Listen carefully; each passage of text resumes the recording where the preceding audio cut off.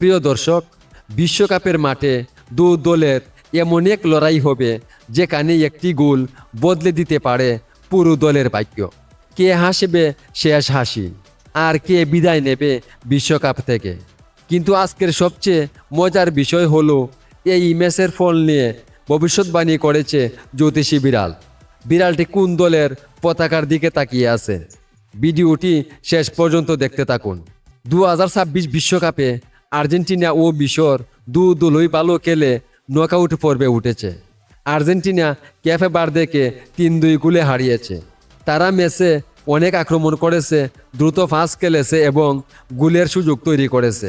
তবে 2 গোল খাওয়ায় তাদের রক্ষণ নিয়ে কিছু চিন্তা আছে। প্রতিপক্ষ চাপে দিলে আর্জেন্টিনার ডিফেন্ডারদের আরও সতর্ক হতে হবে। অন্যদিকে মিশর অস্ট্রেলিয়ার সঙ্গে 1-1 গোলে ড্র করার পর টাইব্রেকারে জিতে পরের রাউন্ডে এসেছে। মিশর আর্জেন্টিনার মতো বেশি আক্রমণ করে না। তারা আগে নিজেদের রক্ষণ শক্ত রাখে, তারপর সুযোগ পেলে দ্রুত আক্রমণে যায়। মিশরের খেলোয়াড়রা মাঠে অনেক পরিশ্রম করে এবং শেষ পর্যন্ত লড়াই চালিয়ে যায়। টাইব্রেকারে জেতার কারণে তাদের আত্মবিশ্বাসও অনেক বেড়েছে।